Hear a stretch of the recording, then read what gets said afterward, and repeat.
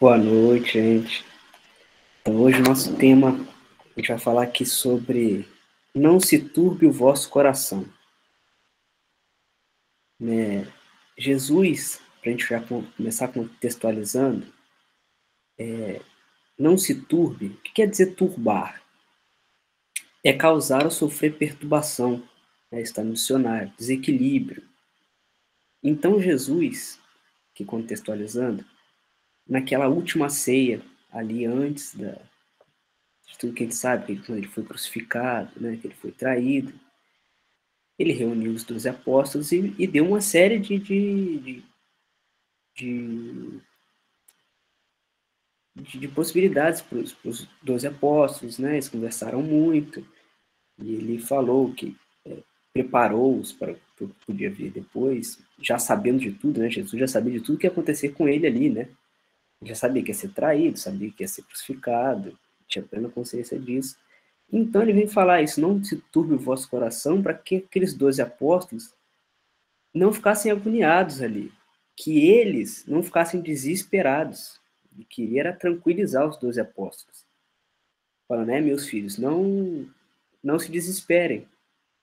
Então eu vou ler aqui a passagem, essa passagem está no livro de João, tá? João capítulo 14, versículo de 1 a 3. Então Jesus fala ali, não se turbe o vosso coração, credes em Deus, crede também em mim. Há muitas moradas na casa do meu pai. Se assim não fosse, já eu vou teria dito, pois me vou para vos preparar o lugar. Depois que me tenha ido, e que vos houver preparado lugar, voltarei e vos retirarei para mim, a fim de que onde eu estiver, também vós aí estejais. Então, não só tranquiliza os apóstolos ali, como já vem dizer para a gente que há muitas moradas na casa do Pai, né? Ele vem dizer assim, basicamente, não estamos sozinhos também, né? O ser humano não é assim tão especial para estar sozinho nesse mundão todo aí, nesse universo todo. Então ele tranquiliza ali, porque ele já sabia da traição, do que aconteceria com ele, e os 12 apóstolos provavelmente ficaram desesperados, eles estavam ali acompanhando Jesus há cerca de 3 anos, levando a palavra, levando os ensinamentos, e agora a gente fica sozinho? Como é que é isso? Então ele veio falar que não, que ele ia estar ali. Inclusive depois, mais para frente no diálogo, ele diz que ele voltaria, ele se mostraria para os 12 apóstolos, para que eles acreditassem que tinha algo depois daquilo, né? Que a vida não ia acabar ali. Para nós espíritos, a vida continua. Isso é até um nome de um livro, Psicografia do Chico, né? Então, que não acabava ali. Né? Claro que ali ele ainda não estava falando de espiritismo, não estava falando de vida pós-morte da carne, etc., porque naquele momento da história ainda se tinha uma outra cultura, seria mais complexo das pessoas entenderem esses conceitos, que hoje já é um pouco mais simples da gente compreender. Então ele fala, gente, eu vou aparecer e vocês vão ter real certeza de que eu estou vivo, né? De que eu não parti, que eu vou continuar com vocês. Alguns apóstolos ali indagam ele, né? Ele fala que para acreditarem que o Pai estava nele, né? Confiarem nisso, e alguns perguntam, mas como é que eu vou saber? E Jesus responde, né? Se não me engano é Filipe que pergunta, mas ele fala basicamente, você está comigo há tanto tempo e não me reconhece ainda, né? Todo esse tempo. Então, essa questão de não se turbe o coração vem falar para a gente de confiança, de confiar, de ter fé. A gente sabe tanto, a gente já ouviu tanta palavra de Jesus, tantas passagens. Muitos não estão no Espiritismo hoje, mas provavelmente vieram de outras religiões, da católica, de seja lá qual for. E a gente passou a vida inteira ouvindo todas as passagens, todas as palavras. E ainda assim a gente está igual os apóstolos, né? A gente ainda não reconhece. Né? A gente ainda tende a se desesperar com N situações, né? Então Jesus traz, nesse diálogo com os apóstolos, essa palavra de consolo, né? E já traz, a gente pode pensar nessa questão de falar há muitos morados na casa do meu pai, e também mais para frente em algumas partes do diálogo, ele fala de um consolador que viria mais para frente, corroborar com tudo que ele já tinha falado. Né? E a gente acredita ser o Espiritismo. Ele estava falando, já anunciando que teríamos um Consolador, algo que nos consolaria, né? Não só para aqueles 12 homens que estavam ali com ele, mas para o mundo inteiro, né? Para aquelas pessoas que ele pediu para que Deus nos perdoasse, né? Quando ele foi crucificado. E ainda assim ainda anunciou um Consolador para a gente. Olha como ele era bom mesmo, né? A gente tende a se desesperar quando acontece alguma coisa, tende a querer se vingar, né, de quem faz algo com a gente. E Jesus não, ele sabia de tudo que ia acontecer de ruim com ele, ainda conseguiu acalmar todos aqueles que estavam preocupados com a falta carnal dele ali, né, mostrando bondade, mostrando fraternidade, né, tudo isso que ele tinha em níveis máximos, né. Aí a gente fala sobre não se desesperar, etc., mas entendendo que isso não é tão fácil, né? Às vezes acontece uma situação na nossa vida, com um ente querido, com uma pessoa próxima ou com a gente mesmo, e a gente fica com medo. E ter medo é normal, né? O medo também é uma forma de proteção no nosso organismo, na nossa mente. Imagina se a gente não tivesse medo de nada, né? Talvez nossa vida aqui carnal fosse menor, né? O medo é um mecanismo de defesa do corpo também. O que a gente precisa entender melhor é como não fazer com que isso vire uma doença ou que nos impeça de menos de viver em comunidade, de lidar com as pessoas, de lidar com os nossos problemas. Hoje em dia, a gente, com essa vida corrida que a gente tem hoje em dia, né? Com essa enxurrada de informação, de coisas o tempo inteiro acontecendo e o quanto isso chega pra gente, notícia, etc. A gente tem as doenças hoje, a ansiedade, a depressão. Olha quantos casos de suicídio a gente ouve e parece que tem ouvido mais. Tudo por causa disso, porque às vezes esses medos, essas preocupações, e eu já até vi de uma psicóloga falando sobre a definição de preocupação, que é uma pré-ocupação. Então, da gente tentar esquecer o pré e se ocupar com outras coisas, né? Sei lá, um estudo, ouvir uma música, tentar conversar com alguém, sei lá, se distrair um pouco. Eu costumo brincar muito com algumas pessoas da família, ou amigos, que assim, simplificando é uma ideia muito simplista, mas brincadeira que gente, não adianta muito se desesperar diante de uma situação. Se você me falar que se eu chorar desesperadamente a situação vai se resolver, eu começo a chorar agora. Porque assim, não adianta, mas é normal. É completamente normal. Lembro de um caso que aconteceu comigo, de que há 7 anos atrás a gente descobriu uma doença na família, um ente querido. Na hora eu me desesperei, tinha acabado de me mudar para o Rio para fazer a faculdade, falei, eu vou largar a faculdade, eu vou voltar para casa, porque eu preciso ajudar. Aí tá, passou uns dias, falei, gente, não adianta nada eu voltar, eu não vou poder fazer nada, eu não sou médico, e quando eu puder eu vou estar lá presente, podendo ajudar no que eu puder. Assim, não vai adiantar eu parar minha vida agora, porque efetivamente eu não poderia fazer nada ali naquele momento para o meu consolo não seria estar só presente, né? Ali o tempo inteiro. Mas eu me fiz presente, ajudei no que eu pude. E aí a gente volta para uma questão do não turbar o coração. É da gente ter a consciência tranquila, né? Mesmo com essa ideia do desespero, vou largar tudo.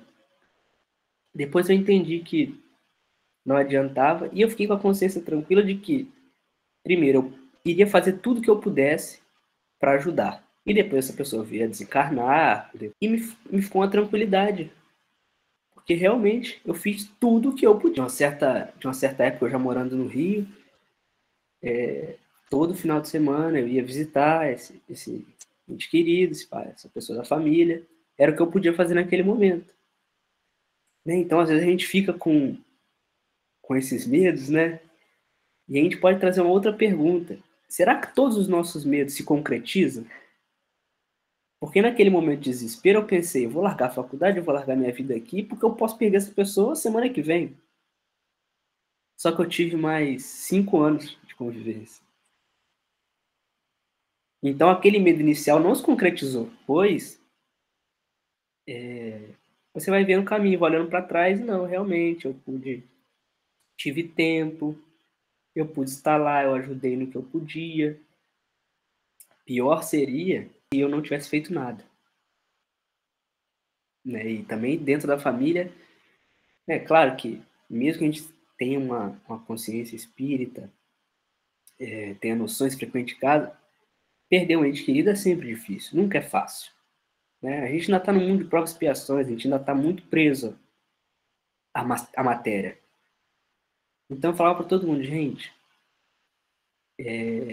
por mais que isso também me afetasse, né? Vocês fizeram tudo que vocês podiam fazer, né? Então fiquem tranquilos, podem botar a cabeça tranquila no travesseiro. Vocês fizeram o que podiam, contribuíram. Tenho pena de quem não conseguiu, que perdeu, além de tempo, uma oportunidade, né? Então, nesses momentos, a gente tem que lembrar de confiar em Deus, de confiar em Jesus e nos bons espíritos. Porque a gente não está sozinho, né? Lembrar de orar, de pedir força em oração, de que eles estejam sempre ali com a gente nesses momentos difíceis, porque bate desespero mesmo. É normal. E não só fé. A gente tem recursos profissionais também para lidar com isso. Terapia, né? Procurar um psicólogo, se for um caso mais grave, um psiquiatra, né? Porque algumas dessas, às vezes a gente desespera tanto e realmente vira patológico, vira uma doença. Então, além da fé, a gente precisa de um profissional que nos acompanhe, às vezes precisa de medicamento, etc. Vale lembrar também que a gente está no ápice da nossa transição planetária. O que isso quer dizer? Imagine lá, 2000 anos atrás, Jesus ainda não podia nem falar de espírito. Né? Hoje a gente já entende melhor. Hoje a gente está passando num planeta de provas e expiações, onde ainda parece que o mal prevalece. A gente tem essa impressão, a gente ainda está muito pegado à carne, à matéria. Estamos indo para um mundo de regeneração, onde o bem vai estar um pouco mais em evidência. Então, parece que está tudo caindo. Parece que o mundo está acabando. Parece que é o apocalipse da Bíblia. Né? Mas não, a gente está passando por esses momentos, né? A gente sempre fala que depois da tempestade vem a bonança, essas frases todas que a gente conhece, clichês, porque vai melhorar. Né? Todo mundo diz que, já vi isso em várias frases, em vários lugares, que quando a gente parece que está muito desesperado, que não tem mais jeito, espera mais um pouquinho, confia, que geralmente depois disso é que melhora. Então a gente vê aí a Covid, guerra, fala, meu Deus, será? Não é possível, não vai melhorar? Vai. Talvez ainda demore mais uns anos, a gente não sabe quando acaba a transição, mas a gente está chegando lá. Então a gente vai passar para um planeta melhor. Espero que a gente esteja aqui, na Terra, né? Que a gente não seja mandado para outro lugar. Então, falando na transição, tem uma questão do Livro dos Espíritos, e a questão 634. Kardec pergunta: o mal se encontra na natureza das coisas? Fala do mal moral. Deus não poderia criar a humanidade em melhores condições?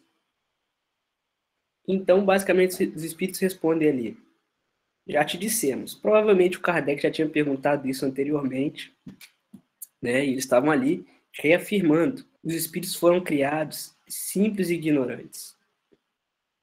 Né? Resumindo o restante da resposta, Deus não dá o livre-arbítrio. É que nem uma criança. Né? Quando nasce o espírito, é como uma criança que ainda não sabe nada, tem que aprender um pouco de tudo. E a gente tem o livre-arbítrio, a gente tem as nossas escolhas. E pelo caminho bom, que é um pouco menos difícil, talvez, e pelo caminho ruim. A gente não está num jogo de xadrez ou marionetes, onde Deus fica mexendo a gente com pecinhas, né? Então, a gente foi criado simples e ignorante. A gente está nesse planeta de provas e expiações. Então, é normal a gente se preocupar. É normal a gente se desesperar. É normal a gente até esquecer que tem Jesus, que tem Deus, que a gente tem nossos mentores, nossos entes queridos que muitas vezes nos acompanham, nos ajudando. A gente esquece de tudo isso, até sendo espírita. É completamente normal. Mas aí parece que aí depois a gente vai, descansa um pouco, e aí começa as lembranças, ou a gente recebe uma mensagem do mentor, ou uma sensação, né? A gente pede um sinal, e eles sempre nos atendem. A gente fazendo por onde, a gente sempre vai ser atendido. Jesus fala ali nessa passagem de João que ele estaria ali, que o que fosse pedido em nome do Pai, ele faria por nós. Mas, claro, com a gente fazendo por onde, a gente tem que merecer também. Né? Tentando ser bom, com o próximo. Santo Agostinho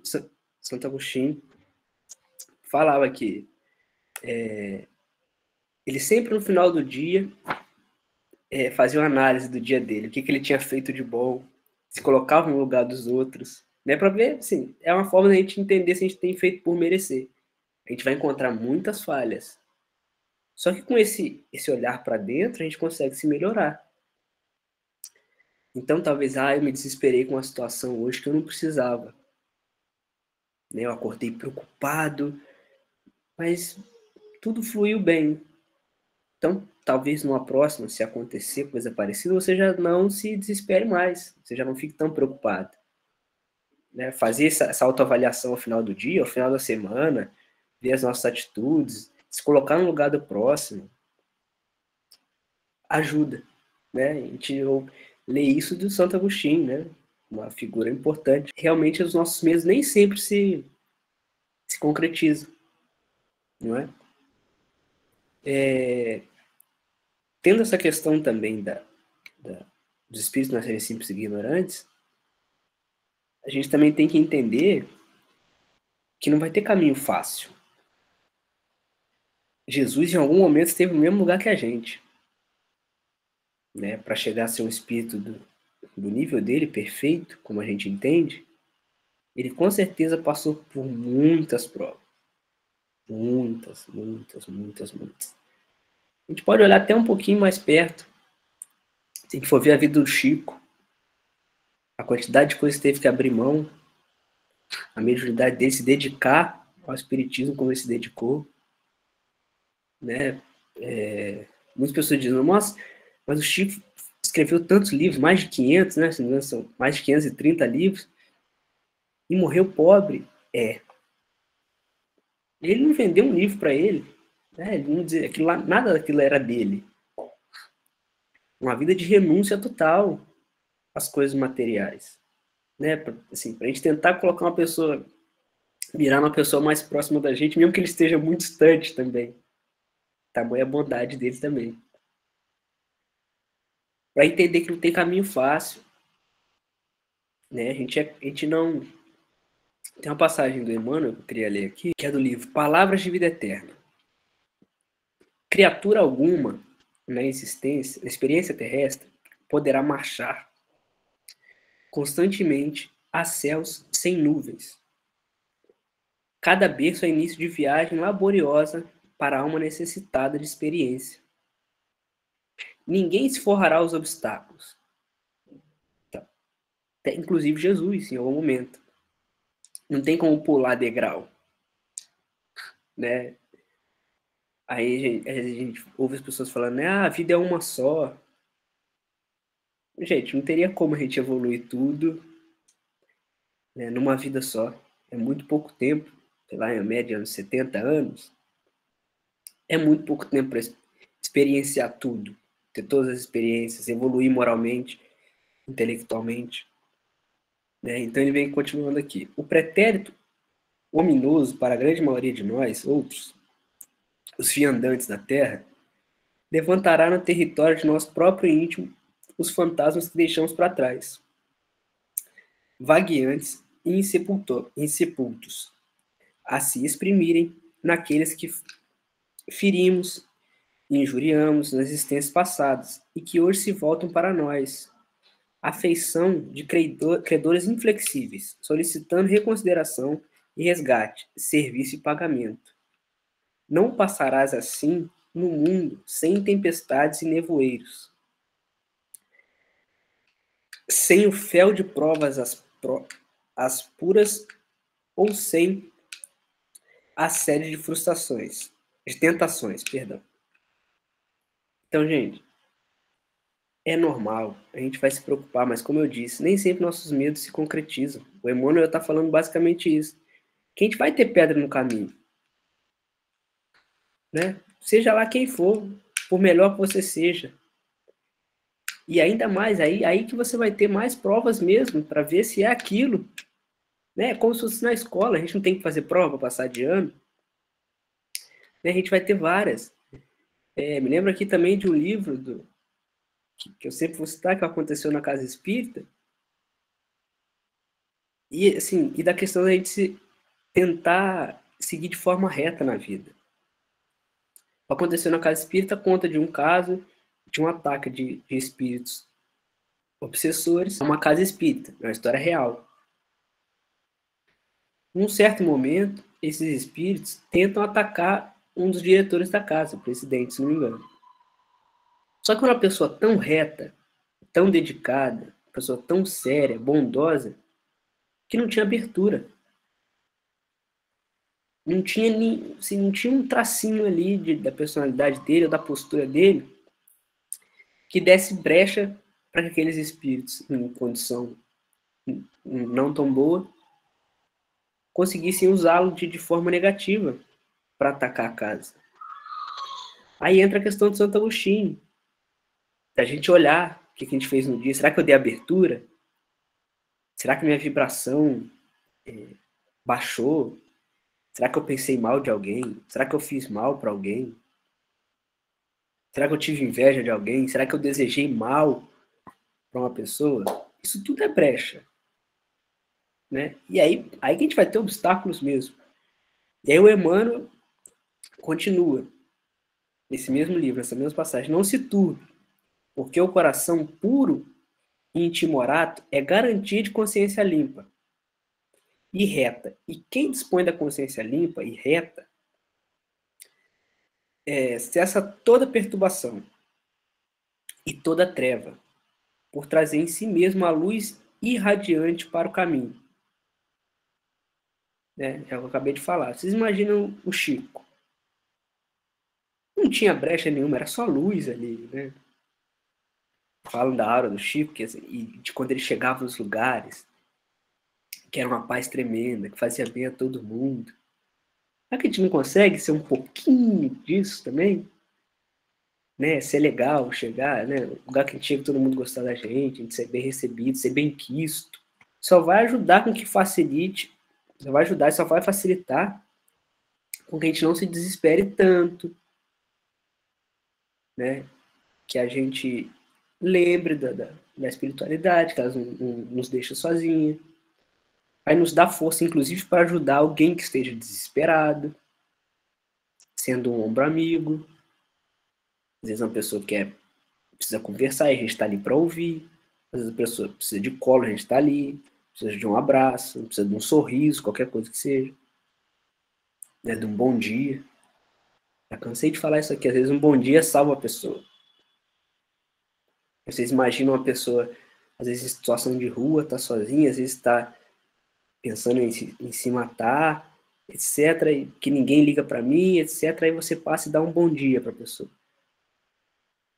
Ela foi notada naquele dia e talvez aquilo ali tire uma possibilidade de um suicídio.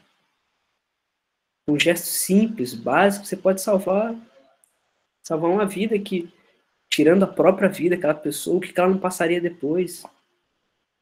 Lendo os livros, trabalhando em reuniões mediúnicas, a gente entende a gravidade disso. Né? Tem livros aí aos montes para a gente ler sobre sobre os suicidas, né, e o que isso acarreta, não só para a vida dele, mas as pessoas em volta, né? Mas como eu tenho falado aqui, é completamente normal a gente ter preocupações. Por exemplo, para quem é espírita, anos estudando na casa da prece, fazendo todos os cursos, hoje aqui falando com vocês, perdi entes queridos muito próximos, depois de 2, quase 3 anos, tive o luto tardio. Gente, um espírita, tudo bem ter o luto, mas te bate uma tristeza, uma saudade. E não era para acontecer isso, porque a gente sabe que não acabou, as pessoas ainda estão aqui. A gente só não convive mais. Mas a gente ainda falta tanto para a gente compreender, né, as coisas, compreender até isso que Jesus falou, né, uma frase curtinha, né, mas olha o tamanho da sabedoria dele, né, um resumo tão curtinho, ele conseguiu ensinar tanto. Então aí você olha, nossa, eu sou uma pessoa espírita sofrendo de luto. Acontece, é normal. E aí, como eu falei, você tem recursos profissionais, e aí você vai fazer a terapia, entender, e ali dentro você entende até mais sobre sobre as questões de fé, etc. E começa a entender melhor. E tentar sofrer menos. E tem uma música do Cartola que para mim expressa um pouco isso, de como a gente tem consciência das coisas, como a gente já sabe de tudo que a gente tem que fazer, e mesmo assim a gente não faz, às vezes inconscientemente, ou às vezes não acredita. O nome da música é Sim, e a letra diz o seguinte: sim, deve haver o perdão para mim, senão não sei qual será o meu fim. Para ter uma companheira, até promessas fiz. Consegui um grande amor, mas eu não fui feliz. E com raiva, para os céus os braços levantei. Blasfemei. Hoje todos são contra mim. Todos erram nesse mundo, não há exceção. Quando voltam à realidade, conseguem perdão. Por que é que eu, Senhor, que errei pela vez primeira, passo tantos dissabores e luto contra a humanidade inteira? Dentro dessa letra, o próprio Cartola ele responde às questões que ele mesmo tem. Né? Que ele fala que sim, deve haver o perdão. E ele fala que quando as pessoas voltam à realidade, conseguem perdão. Então ele sabe que vai ser perdoado. Mas no momento de desespero, ele blasfema. Né? Porque, como eu disse, às vezes a gente fica tão desesperado que a gente esquece de tudo isso. Né? Ele fala ali que errou pela vez primeira. Talvez não, né? Até presunçoso um pouco de achar que te errou uma vez só. Assim, para ele seria um grande erro, talvez. Assim, olha como é que a gente se coloca né, no lugar de nós aqui, espíritos, talvez. Eu sei que a vida não se encerra aqui, numa encarnação só, etc. Mas ainda assim, alguns sentimentos são tão fortes que fazem a gente sofrer mesmo daquilo que já está conscientemente na nossa cabeça, que já tem lógica, que já tem sentido. Né? A gente sofre ainda. Por quê? Estamos ainda no mundo de provas e expiações. A gente ainda vai cometer esses erros, a gente ainda vai desacreditar.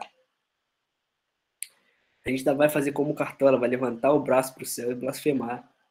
Querer saber porque todos estão contra mim. Não tá todo mundo contra você. Às vezes é só você mesmo que tá contra você, que não tá fazendo por onde. Tá se desesperando, não tá lembrando. Os espíritos a todos os momentos, os mentores da casa, nas orações, sempre vêm lembrar a gente que a gente não tá sozinho. Confia. Né? Eles sempre vêm com essa palavra, tipo, confia. Mas como eu disse, lá na questão do livro, aconteceu na casa espírita, da mesma forma que aqueles espíritos em situação ruim não conseguiram obsidiar a pessoa que era boa, a gente também tem que fazer por onde ser uma pessoa boa para que os bons espíritos vejam em nós possibilidade de nos ajudar. Né? Não, aquela pessoa está sendo boa. Né? Às vezes a gente acha que eu fiz caridade ali, eu dei dinheiro para o menino no sinal e eu estou bem. Agora Ó, beleza, tirei 10 na prova. Também não, né? É uma caridade desinteressada, né? Não ficar contando que a gente está numa negociação com Deus, né? Eu faço isso, você me der aquilo, né? Então lembrar, Jesus nessa passagem de João vem dizer ali para aquelas pessoas que estavam muito próximas dele e também para a gente nunca está sozinho, nunca. Mas nós temos o livre-arbítrio de, de, de seguir a nossa vida e de fazer as escolhas, de querer, até de querer acreditar nisso, né? Mas a gente tem que sempre lembrar. Eu mesmo já recebi isso no momento de desespero, quando eu volto para a Casa da Prece, né? Na fundação da Casa da Prece eu estava ali, né? Quando a fundação do Espaço eu estava ali presente num momento muito difícil, em que eu fui lembrado. Confia, você não está sozinho. Me lembrando, né? Poxa, logo você já está no meio e esquecendo que confia, que as coisas vão melhorar.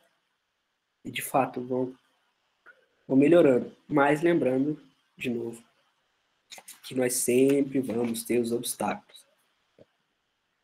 Então lembrar, é normal a gente ter medo, mas a gente precisa ter fé.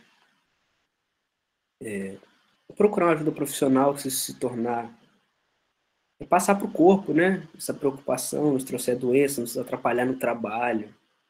Então vamos lembrar de sempre orar, de pedir aos nossos mentores, aqueles entes queridos, que a gente gostava tanto, que já desencarnaram, que olhem por nós, né? Porque eles podem estar nos ajudando.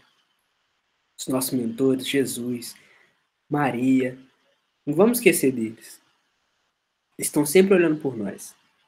Sempre. Então é isso. Que a gente não turbe o nosso coração. Que a gente não se preocupe. Que a gente não traga essa preocupação para nós.